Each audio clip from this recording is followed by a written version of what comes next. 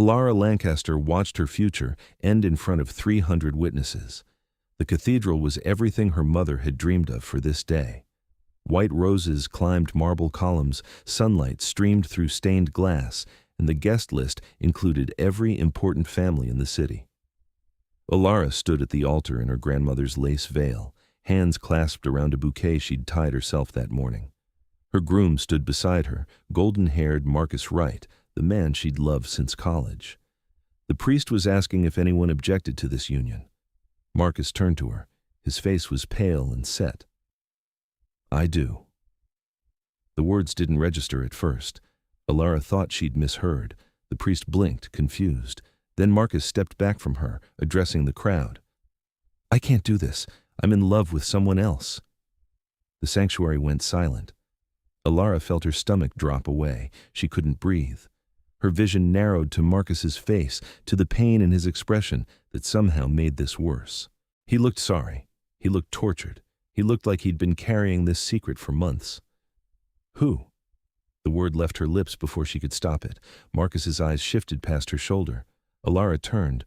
Her sister Vivienne stood among the bridesmaids, bouquet hanging limp in her hands. Her face was flushed. She wasn't denying anything. The cathedral erupted. Gasps, murmurs, her mother's sharp cry of shock. Elara stood frozen as the truth settled over her like snow. Her sister. Her groom. How long had this been happening?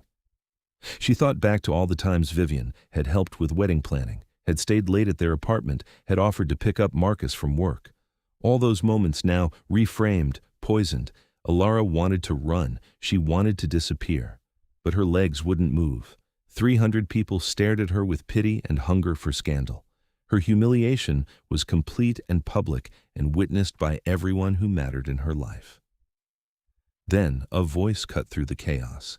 It came from the back of the cathedral, cold and clear. "Then marry me instead." Every head turned. A man stood in the last pew, rising to his full height. Elara had never seen him before. She would have remembered. He was striking in a way that didn't seem quite human. White hair fell to his shoulders, bone white against pale skin. He wore a black suit that looked centuries out of fashion, yet somehow perfect. His eyes were dark as winter nights and fixed entirely on her. He began walking down the aisle. People moved out of his way without thinking, as if their bodies recognized something their minds didn't. Elara found herself unable to look away. The stranger moved with absolute confidence, no hesitation, no doubt. He reached the altar and stopped 3 feet from her. "You deserve better than being a second choice," he said. His voice was quiet enough that only she and the people nearest could hear. "Marry me. I will never make you doubt your worth." "Who are you?" Elara whispered. "Soren Everhart, and I am offering you a way out of this humiliation that lets you leave with your head high." It was insane. This man was a stranger. She didn't know him, didn't know what he wanted or why he was here or what marrying him would even mean. But she looked at his face and saw no pity there, no scandal hunger, just certainty, steady and unwavering. Behind her, Marcus was trying to explain himself. Vivienne was crying, her mother was shouting. The whole cathedral was dissolving into chaos. Elara thought about walking back down that aisle alone, jilted and humiliated, everyone whispering about poor Elara Lancaster who couldn't even keep her own groom from falling for her sister. She looked at Soren Everhart. He extended his hand. Elara took it. His skin was cold as marble and just as smooth. He didn't squeeze her fingers, just held them gently. Then he turned to the priest, who looked ready to faint. "You were about to perform a wedding," Soren said. "Perform one." This is highly irregular. The bride is here. I am here. We both consent. What else matters?" The priest looked at Elara. She nodded, not trusting her voice. She heard her mother's shocked gasp, heard Marcus say her name in disbelief, heard the entire congregation break into furious whispers. She didn't care. She was so tired of caring what they thought. The ceremony was a blur. Soren's responses were steady. Elara's voice shook only once. When the priest pronounced them married, Soren lifted her veil with careful fingers and kissed her forehead, not her lips. A gesture of respect, not passion. Then he led her back down the aisle. People scrambled out of their way. Elara kept her eyes forward, her hand locked in Soren's cold grip. She didn't look at Vivienne. She didn't look at Marcus. She walked out of that cathedral as a married woman to a man whose last name she'd just taken, and she had no idea what happened next. A black car waited outside, sleek and vintage. Soren opened the door for her. Elara climbed in, her wedding dress billowing around her. He slid into the driver's seat and pulled away from the cathedral without a word. They drove in silence for 10 minutes. Elara watched the city pass by, her mind still catching up with what she'd just done. Finally, she found her voice. "Why did you do that?" Soren kept his eyes on the road. "Because you deserved better than being abandoned in front of everyone you know." "You don't know me." "No." "So why?" He was quiet for a moment.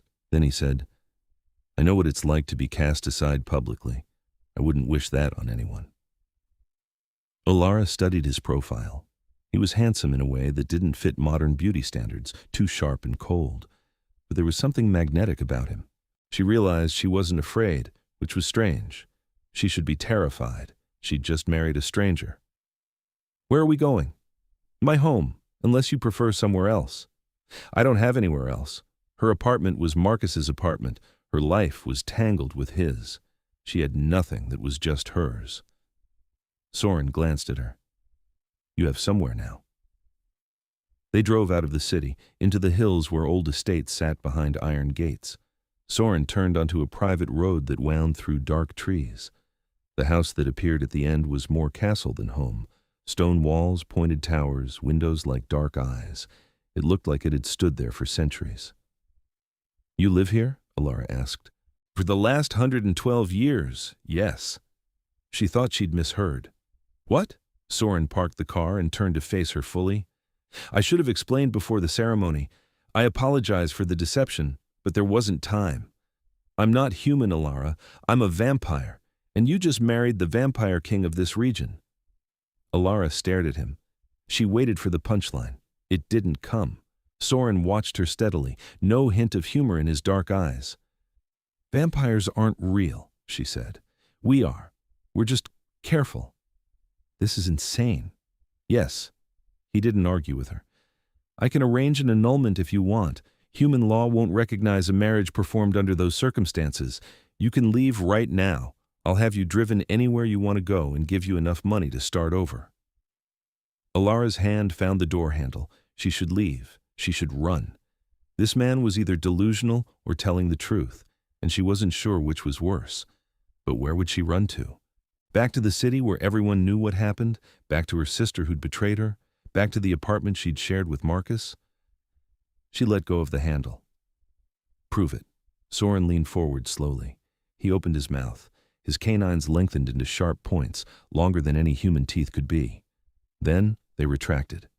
He closed his mouth. Elara's heart hammered. That could be special effects. It could be. He got out of the car and walked around to open her door. "Come inside. I'll answer all your questions." The interior of the house matched the exterior. Old stone, dark wood, furniture that belonged in a museum. But it was beautiful. Tapestries covered the walls, candles burned in iron sconces. A fire crackled in a hearth large enough to stand in. Soren gestured to a velvet sofa. Elara sat, her dress pooling around her. He remained standing, giving her space. "I came to your wedding because I've been watching you," he said. "That sounds worse than it is. You work at the Riverside Library. I've been visiting that library for 15 years. I noticed you 2 years ago when you started working there." Elara's mind raced back. The library. She'd worked there part-time while finishing her master's degree. She tried to remember a white-haired man among the patrons. Nothing came. "I came in the evenings, usually," Soren continued. "You always treated everyone with kindness. The homeless man who came in to get warm, the teenager struggling with his homework, the elderly woman who couldn't work the computer. You saw people. You cared. That's rare." "So you, what, fell in love with a librarian and crashed her wedding?" "I didn't crash it. I was invited. Your mother sent an invitation to my estate. She wants to turn this house into a historical site and thought courting me might help. I didn't plan to attend, but then I saw your name on the invitation as the bride." His voice softened. "I couldn't let you go through with marrying a man who didn't treasure you." "You didn't know he'd call it off." "No, but I knew it was wrong. I've watched you two together. He never looked at you the way you deserve to be looked at. And how's that? Soren met her eyes. Like you're the only light in a very dark world. The words hit her harder than she expected. Elara looked away, her throat tight. She'd spent 3 years with Marcus. She'd convinced herself they were happy. But if she was honest, really honest, she'd felt his distance for months, the way he'd stopped reaching for her hand, the way he'd started working late more often. She'd ignored the signs because she didn't want to see them. "Why offer to marry me?" she asked. "Why not just object to the wedding, stop it somehow? Because that still would have left you jilted. This way, you walked out married. You left on your terms, not his. But I'm married to a stranger, to a vampire." "Yes." Soren moved to a cabinet and poured something dark into a glass. Wine, she hoped. He handed it to her. "I don't expect you to be a real wife. This can be a marriage in name only. You can have your own rooms, your own life. I'll make sure you're provided for. When enough time has passed and the scandal dies down, we'll quietly divorce. You'll be free." Elara sipped the wine. It was good, rich, and warm. "What do you get out of this?" "The satisfaction of helping someone who needed it. No one does something like this for nothing." Soren smiled slightly. It was the first real expression she'd seen on his face. "You're right. I get something too. Having a wife, even temporarily, stops my court from trying to arrange political marriages for me. They've been pushing for centuries. This buys me peace." That made more sense. Elara drank more wine and felt some of the tension leave her shoulders. "Your court?" "Vampire society is old and structured. I'm king of this region, which means I'm responsible for the vampires here. I settle disputes, enforce our laws, represent us to other vampire kingdoms. It's tedious work." "How old are you?" 346. The number was impossible. Elara looked at him and tried to imagine 3 centuries of life. She couldn't. "Do you drink blood?" "Yes. We have agreements with blood banks and hospitals. No one has to die." "Does it hurt, being bitten?" "I'm told it's painless. Many humans find it pleasurable, though I'd never drink from someone without consent." Elara set down her glass. "I need to know the rules. If I'm staying here, even temporarily, I need to know what I'm walking into." Soren nodded. He explained for the next hour. Vampires couldn't survive sunlight. It burned them quickly. They were stronger and faster than humans. They healed rapidly from most wounds. They could be killed by beheading, burning, or a stake through the heart. They lived in hidden courts throughout the world, secret societies with their own customs and laws. Elara absorbed it all.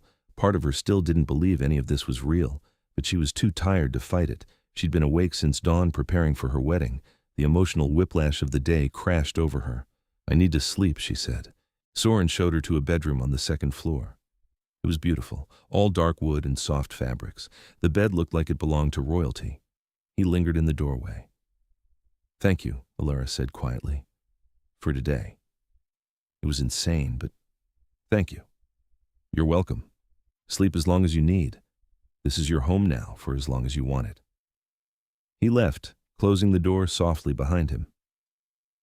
Elara stood alone in the room and finally let herself feel everything she'd been holding back. She cried for the wedding that didn't happen, for Marcus's betrayal, for her sisters, for the future she'd planned that was now ashes. She cried until she was empty. Then she climbed into bed still wearing her wedding dress and fell into dreamless sleep. Elara woke to darkness. For a moment she forgot where she was. Then memory returned in a rush. The wedding, Soren, the castle. She sat up and found a lamp, clicked it on. Someone had left a tray of food on the bedside table. Fresh bread, cheese, fruit. A note in elegant script. "Eat. There are clothes in the wardrobe. The house is yours to explore." She was hungry. She ate everything on the tray, then investigated the wardrobe. It was full of clothes in her size, all expensive and beautiful. She chose simple black pants and a soft sweater, left her wedding dress draped over a chair. She'd deal with it later.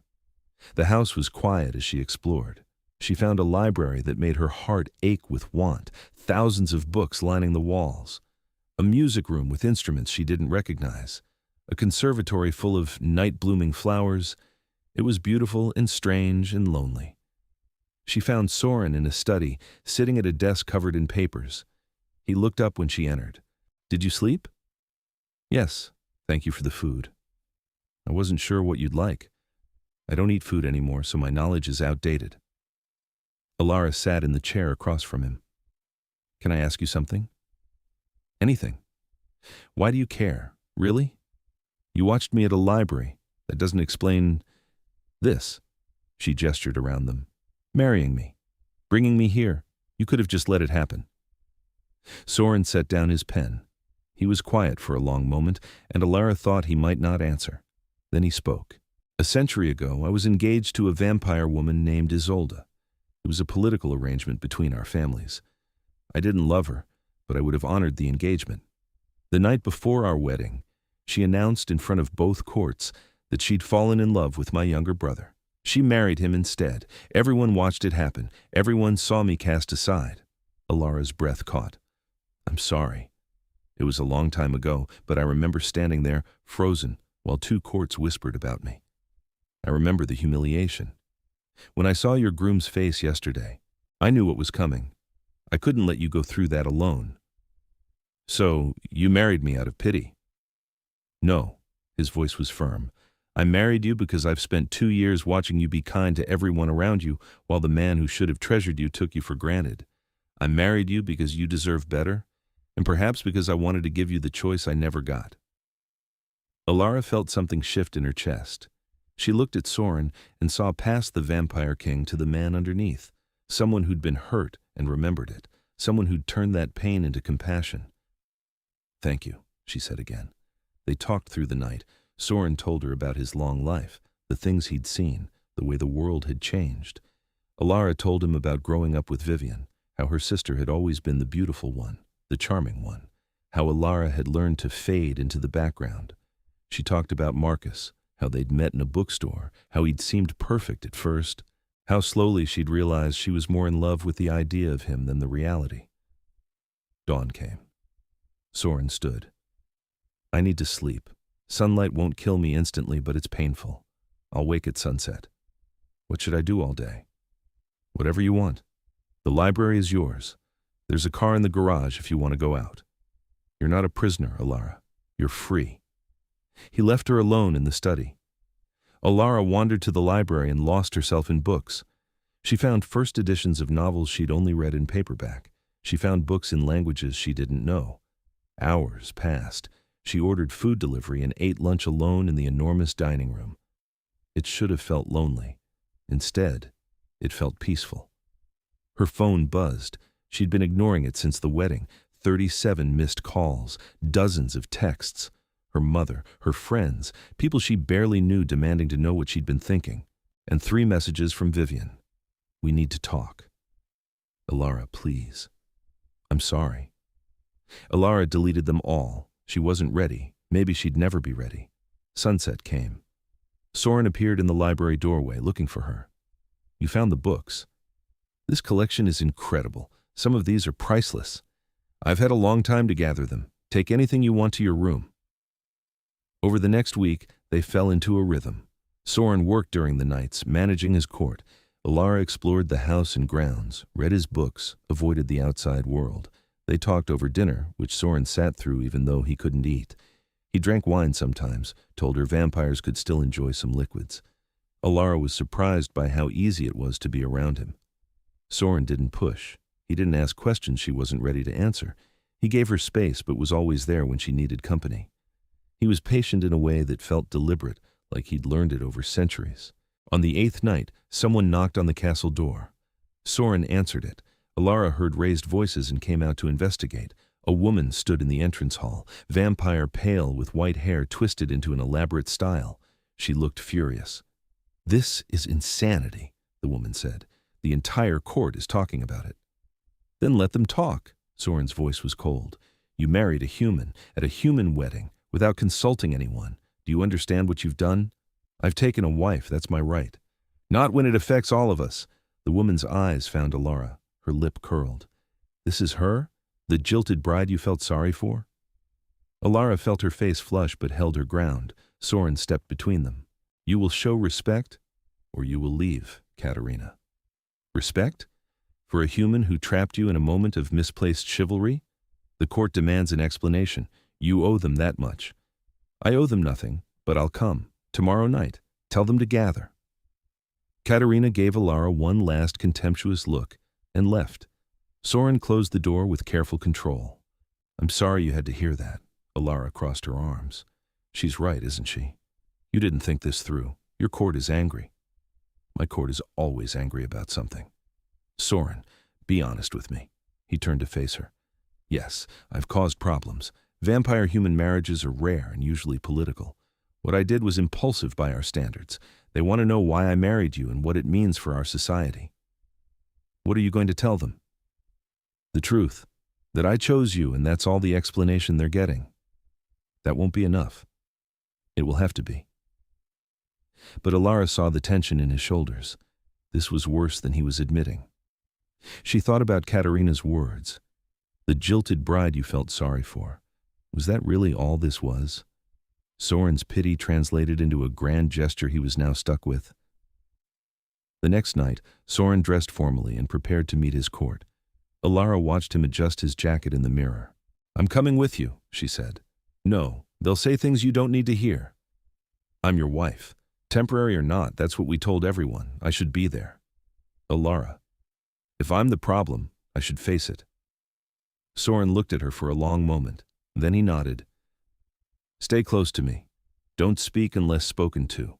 Some of my court are old and don't respect humans." They drove to a building in the city that looked like an old theater. Inside, it was transformed into a vampire court. Dozens of pale figures stood in small groups, all turning to watch as Soren and Elara entered. The attention was overwhelming. Elara forced herself to walk steadily, her hand in Soren's. He led her to a raised platform where 2 chairs waited. Thrones, really. He sat, and Elara sat beside him. The court assembled below them. Katerina stepped forward. "You called this marriage your right. Explain to us why you exercised that right with a human. What advantage does this bring our people?" "I don't need to bring advantage to marry who I choose." "You do when you're king. Your choices affect all of us. This human is a liability. She knows our secrets. She's seen our homes. What happens when your charity wears thin and she returns to the human world? Will she keep our secrets?" Soren's hand tightened on the armrest. "She will. She has my protection and my trust." "Based on what? You barely know her." Katerina's smile was cruel. "She was abandoned by a human man. You felt sorry for her and acted rashly. Now we all suffer the consequences." Elara felt the words like a slap. Around the room, vampires nodded. They agreed. She was a mistake. A moment of pity Soren now had to defend. She stood. Soren looked at her in surprise, but she spoke before he could stop her. "You're right. He barely knows me. This marriage was impulsive, but I'm not a liability. I've kept your secret for over a week, and I'll keep it for however long necessary. I gain nothing from exposing you.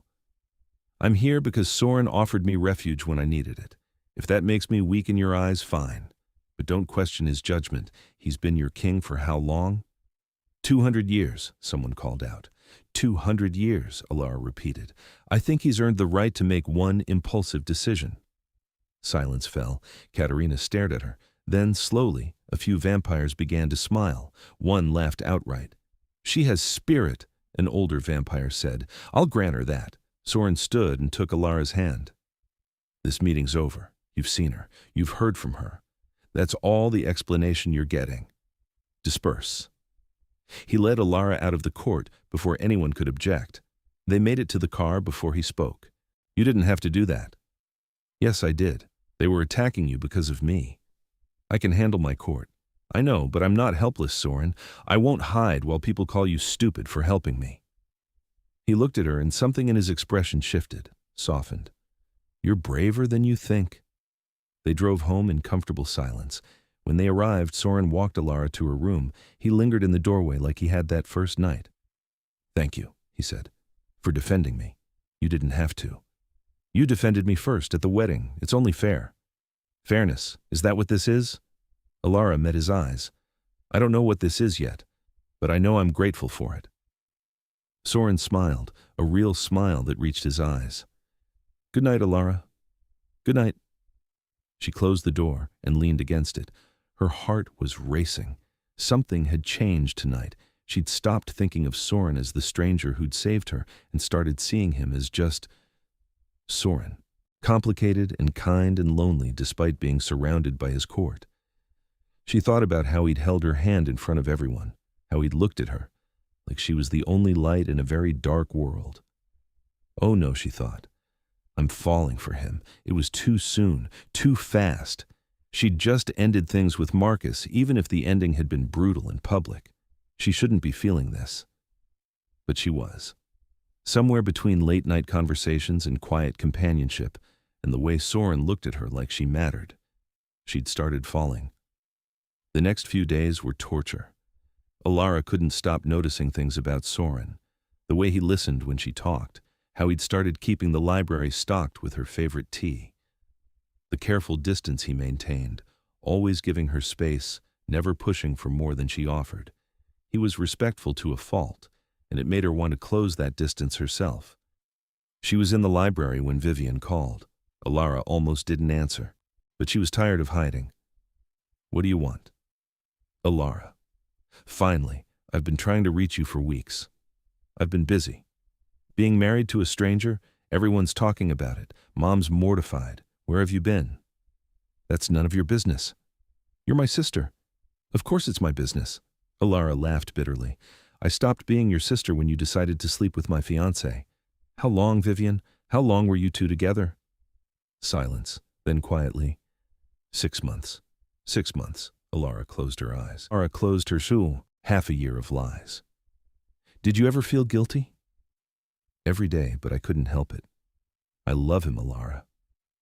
So do I. So did I. But I didn't act on it when it would hurt you. I know. I'm sorry.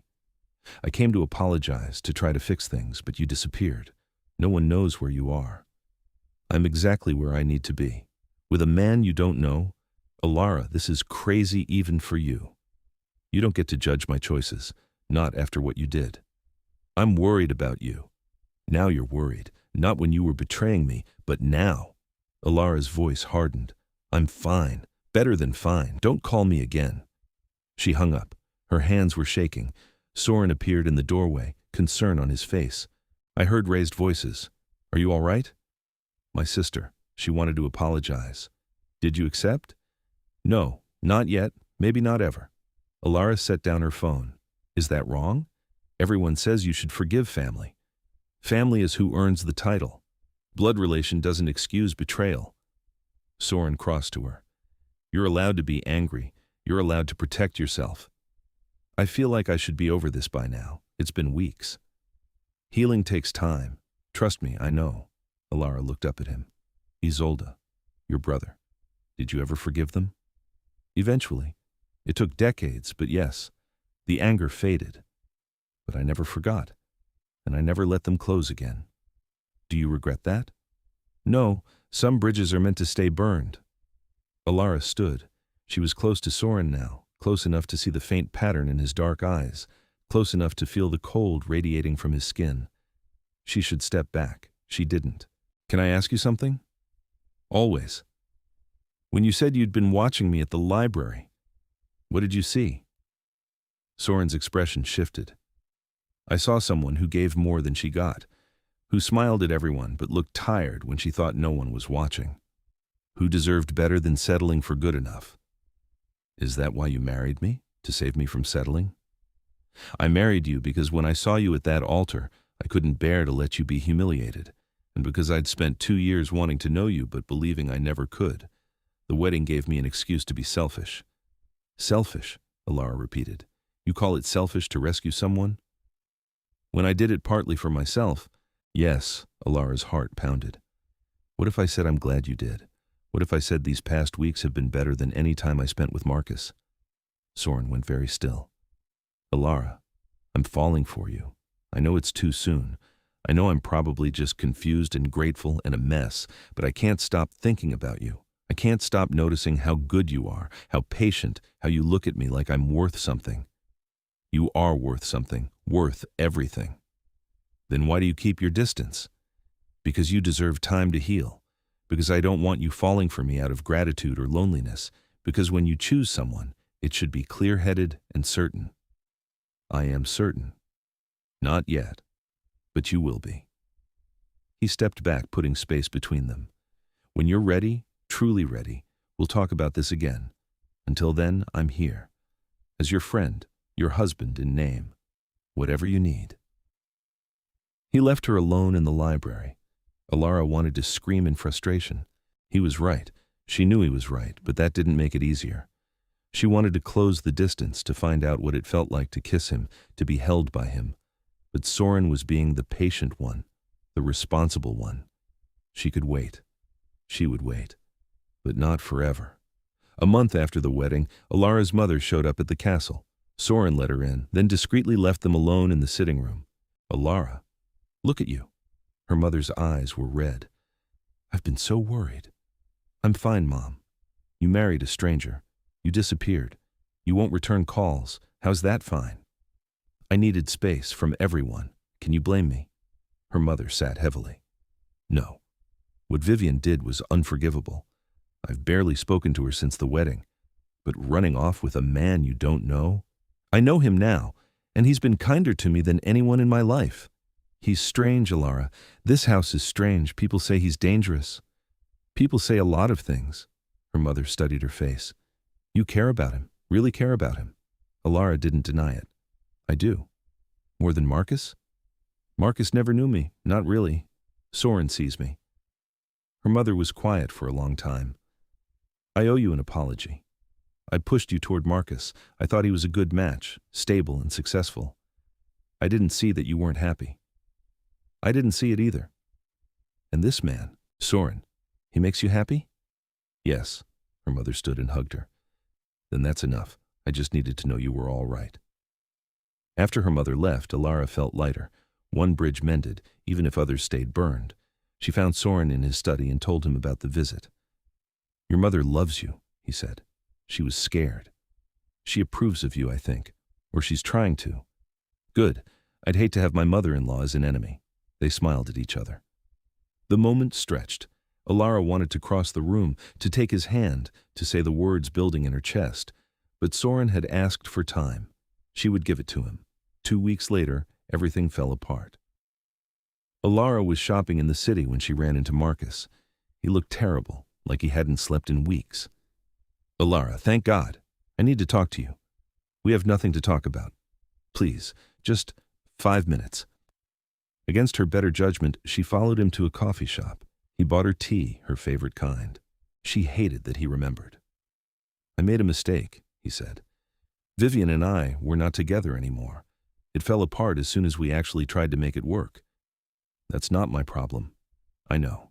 But I need you to know I'm sorry. What I did at the wedding was cruel. You deserved better. Yes, I did. Is it too late? For us? Elara stared at him. Are you seriously asking me that? I know it's a lot, but we were good together, Elara. We had 3 years. That has to count for something. It counts for a lesson learned. That I deserve someone who's certain about me. Someone who doesn't need to lose me to realize my value. This new guy, the one you married, you don't actually love him, right? It was just to save face. I love him more than I ever loved you. The words came out without thought, but the moment they did, Elara knew they were true. She loved Soren. Completely, certainly, without reservation. She loved his patience, his kindness, the way he'd given her space to heal while staying close enough to catch her if she fell. She loved how he saw her, really saw her, and chose her anyway. Marcus looked stricken. You're serious? Yes. We're done, Marcus. We've been done since you chose my sister. She left him there and drove back to the castle. Her hands shook on the steering wheel. She loved Soren. The realization was terrifying and exhilarating. But did he love her back? He cared. She knew that much. But care wasn't the same as love. She found him in the library reading by candlelight. He looked up when she entered. You're back. How was the city? I saw Marcus. He wanted to get back together. Soren went very still. What did you say? I told him I love someone else. Do you? Elara crossed to him. Yes. I love you, Soren. I know you said to wait until I was certain, and I am. I'm completely certain. I love you. Soren stood slowly. You're sure? This isn't gratitude or residual pain from Marcus? I'm sure. I love you because you're patient and kind and you see me. I love you because you gave me time to heal. I love you because when you look at me, I feel like I matter. Like I'm enough exactly as I am. You are enough. You're more than enough. Elara, I've loved you since the day you helped that homeless man find a book on gardening because it reminded him of his mother. I've loved you through 2 years of watching and 1 month of marriage and every moment in between. Then why didn't you say something? Because you needed to choose me freely, not out of gratitude or convenience, but because you wanted me. I needed you to be sure. I'm sure. Soren reached for her carefully, like she might shatter. He cupped her face with cold hands. Can I kiss you? Please. He kissed her softly at first, testing. Then deeper when she leaned into him. His lips were cool, his touch gentle. Elara felt like she was falling and flying at once. When they broke apart, she was breathless. I love you, Soren said quietly. I will love you for as long as you'll let me. Forever, then. Forever is a very long time. Good. They stayed in the library until dawn, talking and kissing and planning a future that suddenly felt possible. Soren asked if she wanted to return to her job. Elara said yes, she missed the library. He asked if she wanted a real wedding eventually, something that was just theirs. She said yes to that too. But first, they had to deal with his court. The vampires who'd questioned their marriage still watched for signs of weakness. Soren called another gathering 2 nights later. This time, Elara stood beside him confidently. When Katerina began to speak, Soren cut her off. I've heard enough questions about my marriage. Here's the truth. I love my wife. This wasn't charity or impulse. I've loved her for years, and I will continue to love her. That's all the explanation you're getting. And if we challenge this? Katerina asked. Then you challenge me. Are you prepared to do that? Silence fell. Katerina stepped back. No one challenged a vampire king lightly. An older vampire stepped forward, one Elara hadn't seen before. I think I speak for many when I say we needed to see that this was real, that you weren't compromised by human emotions. But if you're certain about her, we'll respect that. I'm certain. Then congratulations on your marriage, Your Majesty. The court dispersed without further argument. Elara let out a breath she'd been holding. Soren squeezed her hand. That went well. They wanted to see you fight for me. I'll always fight for you. They went home.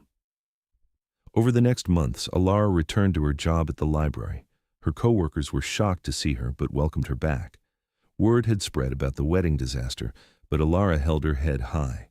She was married to someone who loved her. That was all that mattered. Vivienne tried to reach out twice more. Elara ignored the first attempt. On the second, she agreed to meet. They sat in a park, awkward and distant. I really am sorry, Vivienne said. I know that doesn't fix anything, but I am. I know. Can you forgive me? Maybe someday, but not now. And we're not going to be close again, Vivienne. That's not possible. Her sister nodded, tears in her eyes. I understand. I just wanted you to know that I'm glad you're happy, really glad. They parted ways. Elara felt sad, but also free. She'd said what she needed to say.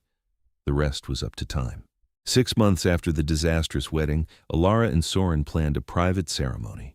Just them, her mother, and a handful of close friends from the library. They married at sunset in the castle gardens, surrounded by night-blooming flowers. This time, when the priest asked for objections, no one spoke. This time, when Soren kissed her, it was deep and full of promise. That night, Elara lay in Soren's arms in the bedroom they now shared. Can I ask you something? Anything? The day of the wedding, you said you'd been watching me for 2 years. Why didn't you introduce yourself before? I thought you'd be afraid. I'm a vampire. You were human, engaged, living a normal life. I had no right to disrupt that. You had every right. I wish you'd talked to me sooner. I do too. But then we might not have ended up here. You think we were meant to find each other this way? I think we were meant to find each other, however it happened. The rest is just timing. Elara kissed him. I love you. I love you too. A year after the wedding, Elara made a decision. She approached Soren in his study one evening. I want to turn.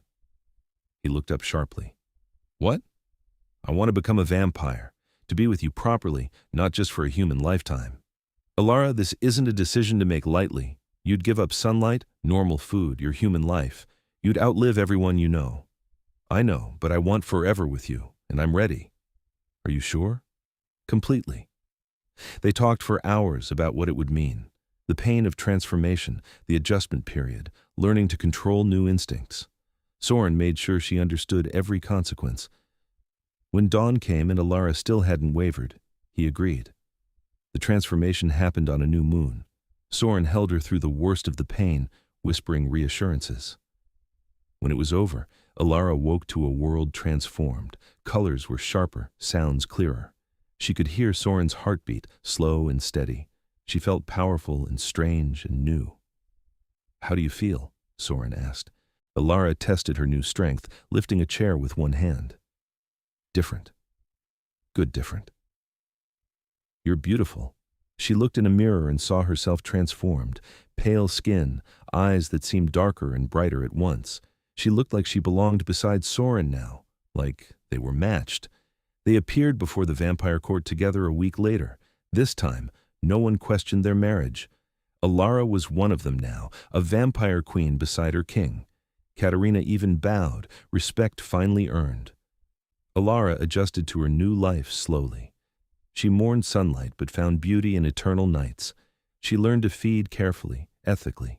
She grew stronger and faster under Soren's patient teaching, and through it all, she loved him more with each passing year. Her mother took the transformation harder, but eventually, seeing Elara happy, she accepted it. Vivienne sent a letter of congratulations but didn't ask to meet. That bridge stayed burned, and Elara was at peace with it. 5 years after the disastrous wedding that had changed everything, Elara stood in the castle gardens at sunset. Soren found her there, wrapped his arms around her from behind. "What are you thinking about?"